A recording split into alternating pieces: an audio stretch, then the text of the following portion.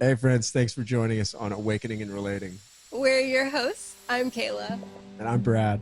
Join us as we unpack deep awakenings, navigate a conscious relationship, and further awaken through the body with intimacy. Please share this video and like and subscribe. It really does help the channel. Thanks so much for joining and welcome to our journey. Here we go.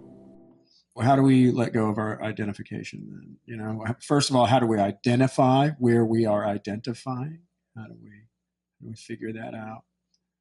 How do we then let go of our identification? Not let go of it in such a way that we're destroying it or sweeping it to the side and never addressing it again, but just the identification with the exclusive identification with our thought forms or our emotional patterns or the body or the combination thereof, which is really the persona at that point. So I think that's a good topic to dive into. Mm-hmm. Because most of us are going to identify first and foremost with our career, whatever our job is, right? People tend to identify with what they do in society. Yeah. The very basic form of it. Mm-hmm. Mm-hmm. Yeah, it's kind of the entry level as to where your identification is and what you're identifying yourself as, right? Mm-hmm. I'm a school teacher. I'm a police officer. I'm a fireman. You know, I'm a business person.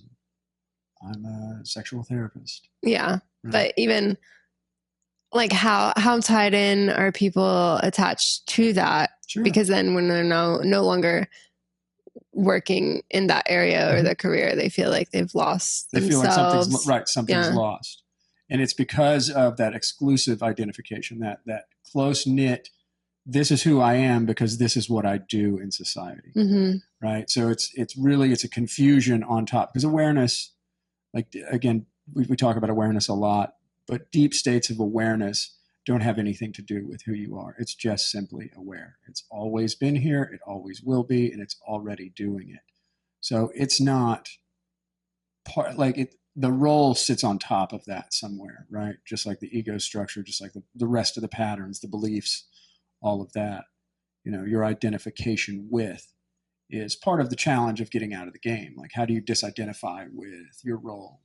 I think one of the easy ways that I have worked through this before with some friends is that when you're not in the role, right, be present with where you're at, right? So if you're a firefighter and you're currently not fighting a fire or doing something that a firefighter would do, are you still carrying yourself as such, right? Do you still portray yourself and project yourself into a now or a future as the role, right, as the identified role? And I think that's kind of tricky, you know. I mean, how do you feel about identification? I certainly did it towards the beginning, and I think I have a little bit different take on this. Like, so my whole life I was like, oh, I'm vet girl, mm-hmm. or this, and I had spent like 8 years of my life to get into vet school. Mm-hmm. At some point decided I no longer wanted to do that, but then I had gotten this, took on this identity of like vet, van girl, and then traveled in the van, and then was just with my dog. But really in that scenario, what was happening is that I was more so becoming girl who has dog, girl who lives for dog. And then when I had lost my dog, I realized how much I was living for her even. So this is even deeper than like. Right. It's not just that you're identified with it. It's that your modus operandi, the way you function during the day, is to support the survival of the animal. Really. So it's kind of like, in that case, it's kind of losing of self, at least small self. Well, yeah. And you're losing your small self in something else, right? And it was like deeper than just like basic. Like, it was like, where do you want to go? Mm-hmm. Like only going places that she wanted to go, and if she didn't want to be there, like, wow. But we were very, very connected. Like, this was like a soul animal, not just like a pet. Okay. So then when I had lost her, like, yeah, it was like, that was probably my biggest breaking point of like, holy fuck, who am I? Right. Who am I? Mm-hmm. I had lost I had no longer continued on with like my childhood dream. Mhm. And then I had found a new way, something new to do, brand new, all by myself, traveling all over the United States with just my dog.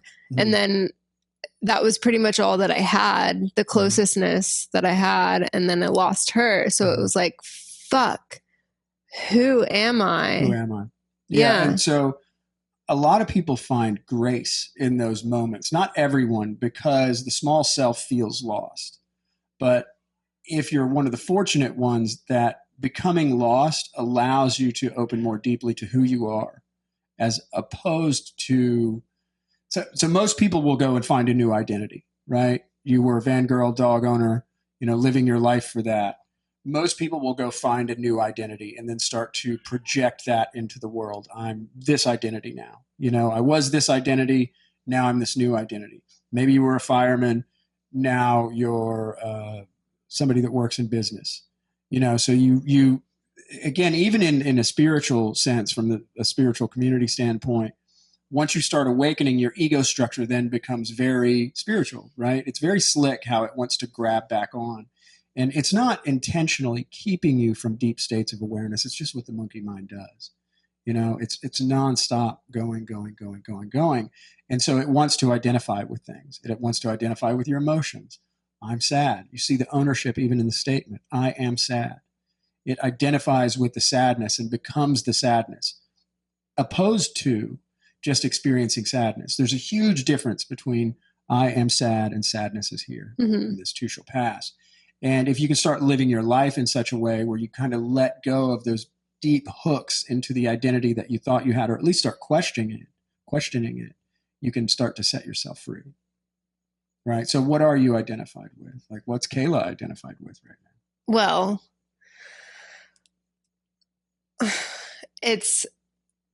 I feel like I'm the more closest to not having anything, though of course I am. I would say it gets interesting because I do have like this presence on social media, but that's not necessarily who I am. So even in that, like I'm socially identifying as one person, Sure. which is very much truly me, but I'm only displaying those Right. pieces of me. Right. Whatever pieces you want the world to see. Yeah. Yeah. Social media. That's a whole nother monster. You know how I feel about social media. And you're dragging me into it slowly but surely. Thank you. Just a little bit. I think social media is a bane. It's a blight on society. It's the bane of our existence. It's anything but social. And it also gives people the opportunity to project who they think they are, even in a more fictitious fashion, right? Because how many of us have gone online and built a persona that's kind of who you are, but then again, when you're around your close family and friends, you're a little somebody different. When you're by yourself, you're somebody completely different. And then if you ever can really let go of who you think you are, then you're finally free. But identification is a funny thing because you identify with your position in society. And then when we start to bring social media into it, you start to identify with that with which you wish you were, right? Not what you are, but with what you wish you were. Mm-hmm. And then you start to sell that to the world. So it's still the ego structure doing what it does, and it does it in such a way that I think it's a little bit challenging, I think, for society right now, because humans have never lived this way, especially because we call it social media. And again, there's not a lot of social anything to it. I would say something social is meeting somebody face to face, and these types of things are intentionally putting you in a position that you don't even know if it's a male or female, if it's a 20-year-old or 60-year-old, you can't really know, or if it's a bot and you're talking to a computer, you just don't know. Well, I think it goes along with too now that more people just don't have time to be social in person because they have so much work, and then now they just can't ever escape. So that's like their only outlet. Yeah, I think again, just the way it's designed it's a bit dangerous because it's like a limbic hijack. Like it hijacks your attention. Like everybody knows this. That's why there's screen time monitoring devices now, you know. But even if you look at like this big CEOs of these large corporations, like they don't personally, nor do their children or their family use any of these applications, which I think is very telling. Yet we do, you know. So it's like if the other thing is if it's free, you're the product, and all of them are free, so you're the product. So I have a lot of misgivings about social media. To begin with, I know it's useful in some aspects, but from just an identification perspective, it gives people yet another way to more deeply identify with the small self, with the story that they're generating about themselves, which leads us further from the truth and further from freedom. You know, so I think there's some challenges with it, although again, on some level it's useful. So I know your feelings on social media are completely different than mine. Well, I use it for business purposes. Yeah. But yeah. It's still another way to identify. And so how do you let go then of the identification, right? Again, I think it's wise to, if you're looking to awaken more deeply, start questioning, you know, where you feel identified. Like, like even if it's just like, if we use like political, for example, are you identified with the right or the left, right? And what if you weren't identified with the right or the left? What would that feel like? And just kind of play these games from a contemplation standpoint, you know. Oh, first try to find where you're identified. Oh, am I identified here? And then if so, what if I wasn't? What would it feel like if I wasn't identified? If I didn't have these firm views, what would it feel like? And you can play that game over and over and over, right? Am I identified with my emotional patterns? Do I feel a certain way quite often and then identify with those? You know, maybe it's not a political affiliation. Maybe it's just identification with an emotional pattern that you seem to be stuck in, right? Some people get stuck in depression. And do you identify as someone who is depressed, who has... Well, there's people that like are so attached to identifying to something like, oh, this is there, so I must be this. It's like they're seeking out for as many identifications as they can get. Points of identification, right? How many little areas can I identify with? Yeah. And that's part of the game of being a persona, is you're identified all over the place.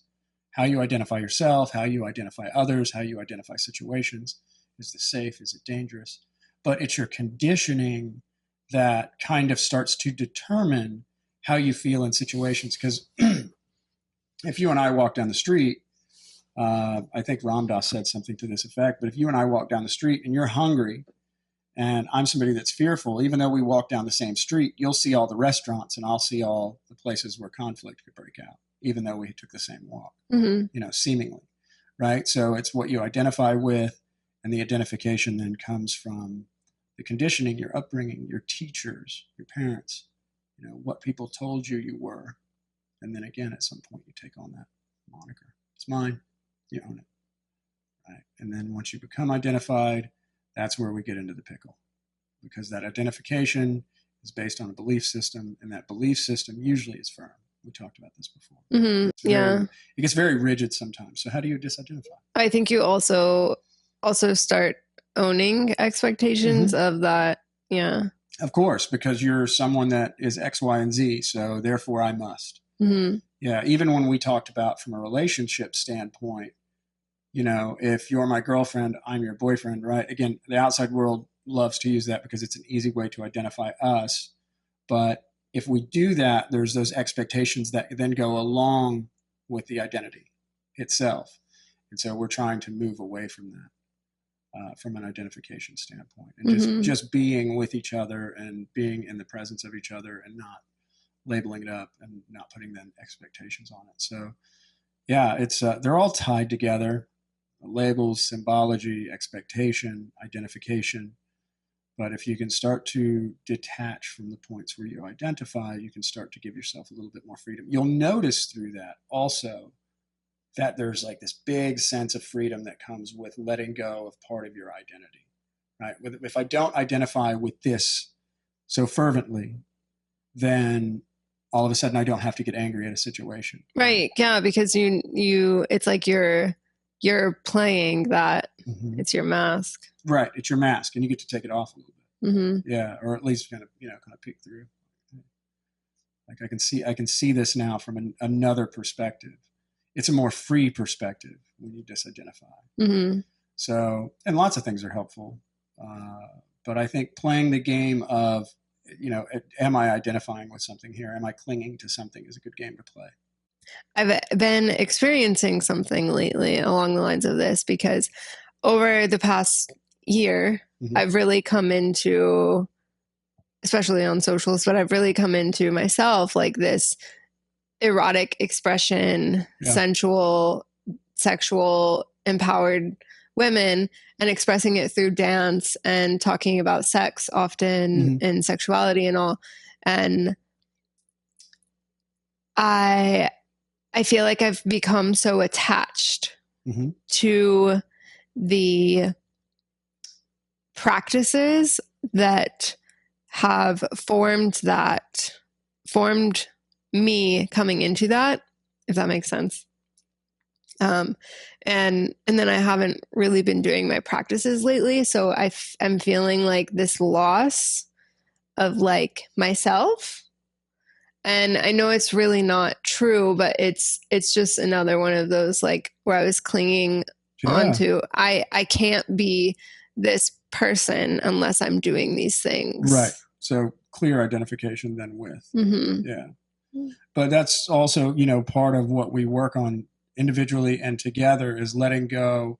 First of all, noticing, like cultivating awareness is key to all of this. If you can cultivate a deeper sense of awareness, then you can see where you're clinging, where you're attaching, where you can let go a little bit more. What's really happening when we get tied up in our identification is we're clinging to a belief structure.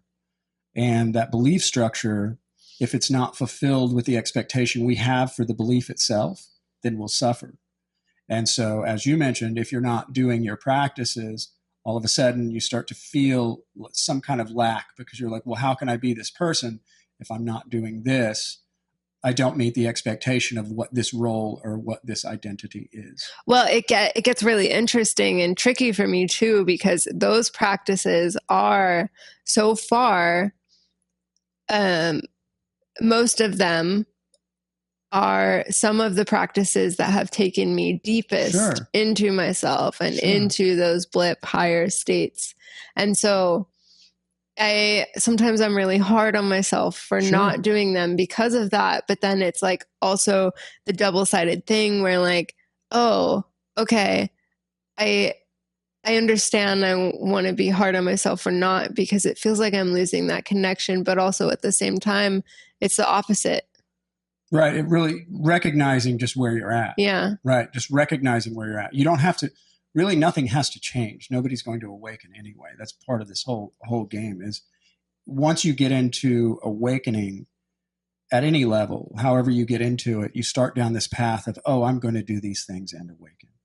Right. And it's really not that. It's not an efforting. In the practice of Zen, there is no room for effort. It's a great saying. And it's because what we're talking about is an effortless thing. It's relaxing. It's letting go. And it's letting go of everything. But identification is one of those kind of key points with how you project yourself into the world is based on what your identity is. Am I somebody who wins? Am I somebody who loses? Am I somebody who's angry? Am I somebody who's sad? Am I somebody who suffers a lot and wears that on my sleeve and everybody gets to see it?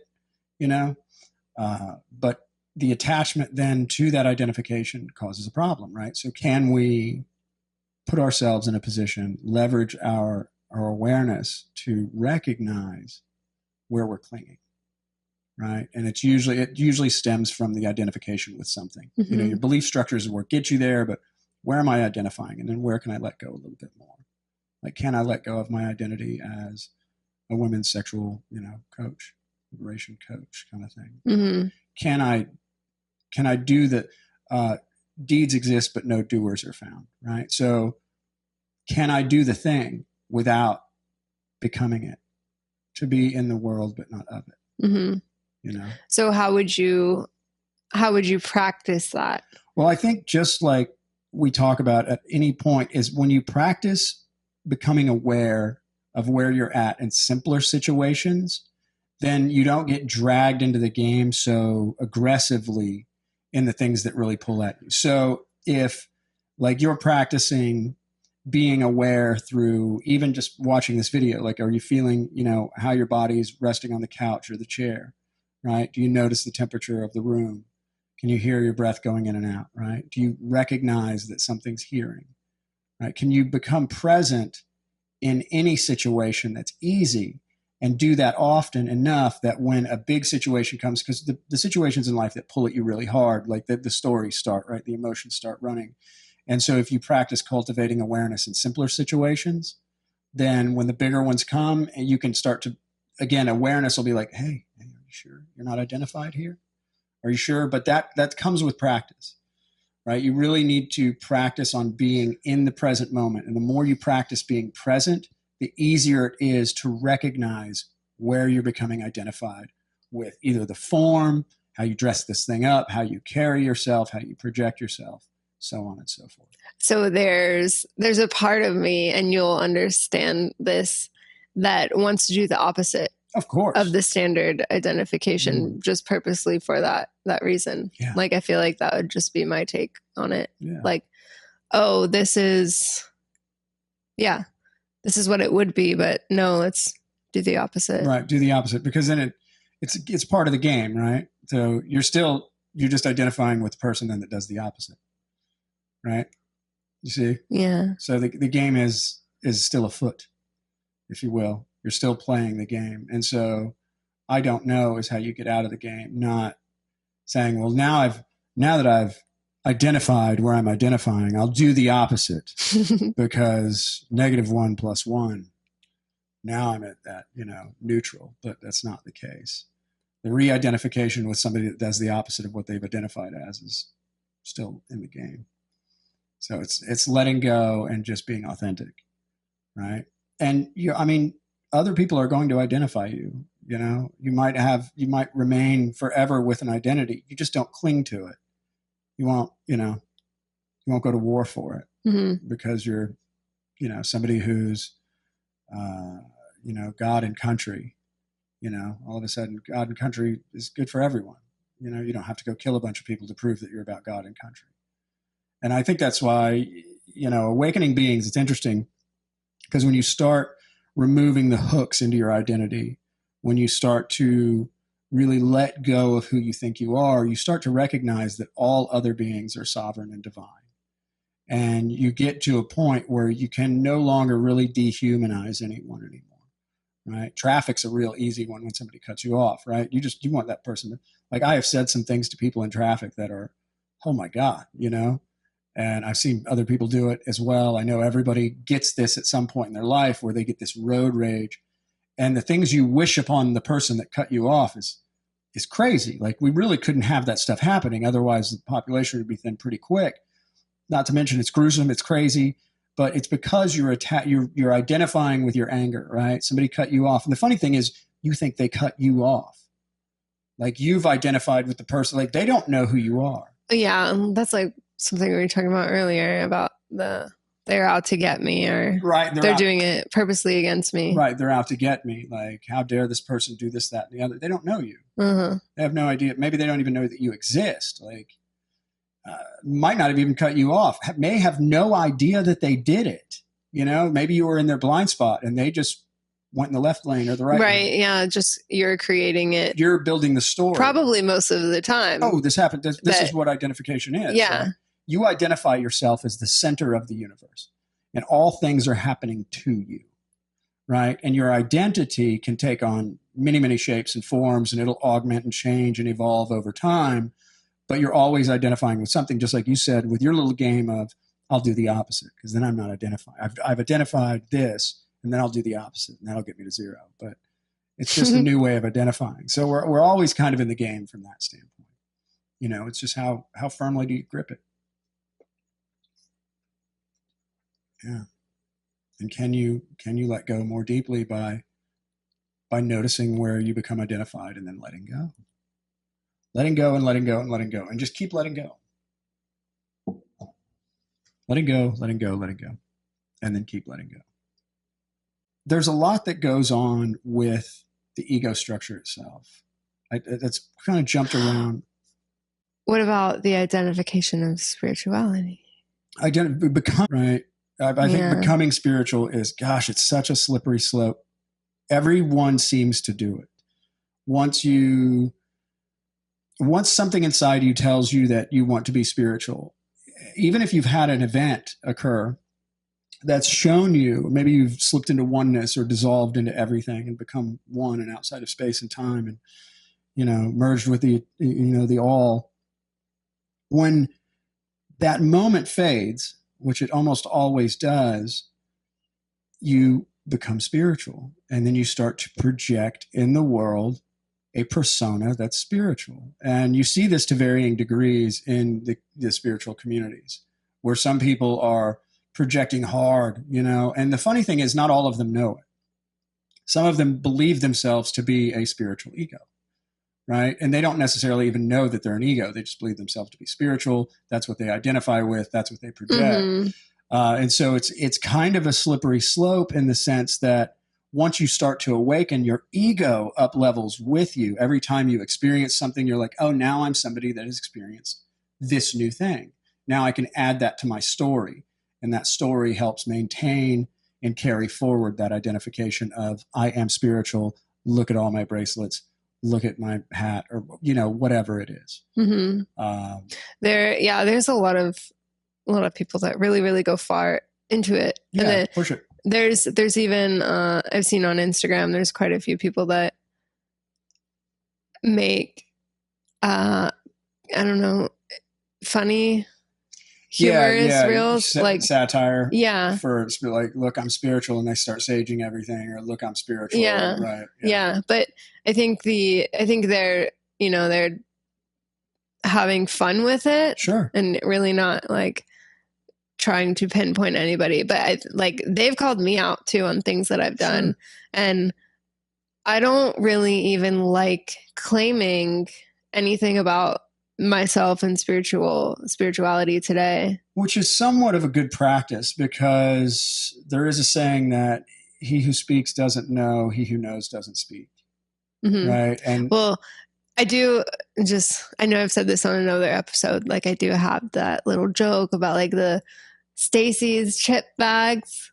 Like, yes. I was a Stacy before it was cool. Yeah. Like I have this joke. I was a spiritual before it was cool. But like, I'm not really claiming to. You shouldn't, because spirituality's been around as long as humans have. So unless you've been around. It's just a joke. I know. I just thought of. You like your Stacy's chip joke. I thought it was a pretty cool joke. Yeah, it's a cool joke. A cool joke. But yeah, so if you're leaning into spirituality, just be careful that you don't start to identify with I'm spiritual and then project. Because whatever you identify with, you tend to then project. You don't always, right? Like you might just identify with somebody that's mopey, and yeah, sure, you'll project it, but you'll go sit in the corner and project it. But whatever you start to identify with, you generally project into the world. So if you're going to identify with anything, identify with love. Identify with freedom. At least if you're going to do it from that standpoint. And these are like, you can hack this stuff. I used to say Brad's a story. And for a long time, that was the truth. I mean, it still is the truth. Brad is a story. But at a certain point, my ego claimed it. And then that was the story I was projecting, was the story that I was a story. Like, sneaky. So yeah, Brad's a story, but every time Brad tells somebody Brad's a story, that's the new story. Mm-hmm. So it's very interesting. No escape? I mean, the awareness, the noticing of it is where you escape. Right. So again, like I can be a spiritual guide and help people as long as I don't identify in such a way with a spiritual guide that I go around like wearing it, on my clothes and walking into a store being very spiritual, carrying myself very spiritual, right? Having a good knowledge base of spirituality so I can share that, and through the sharing, let people know how spiritual I am. Like that's the identification with.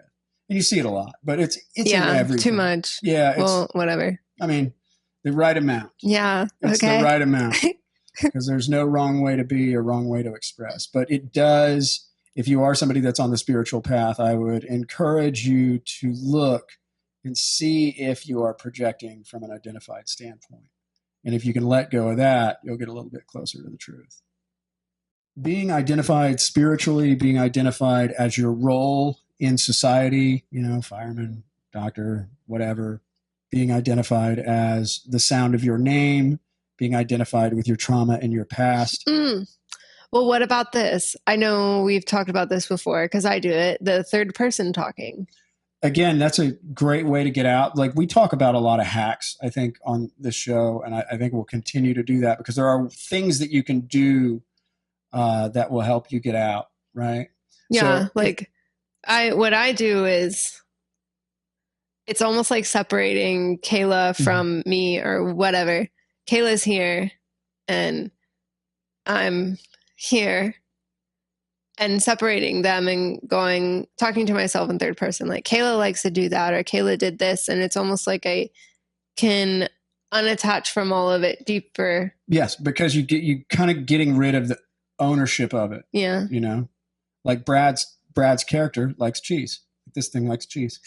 But I don't have to go around being, I want to let the world know how much I like cheese. It's, but we do it with bigger issues. So yeah, if you talk about things like, instead of saying, my toe is hurt, you could say like the big toe is hurt, and again, it's kind of a hack. Yeah. You do start talking in third person. If you do it in your mind, you'll sound less crazy.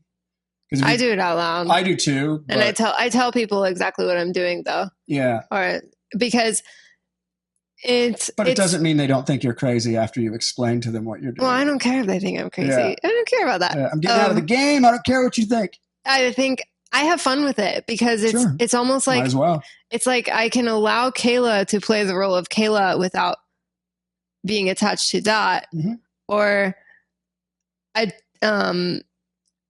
having it at arm's length. Well, that's what you're doing. That's the hack, right? Is even like, I call this the body instead of my body. So I'll be like, oh, the body's hurting today.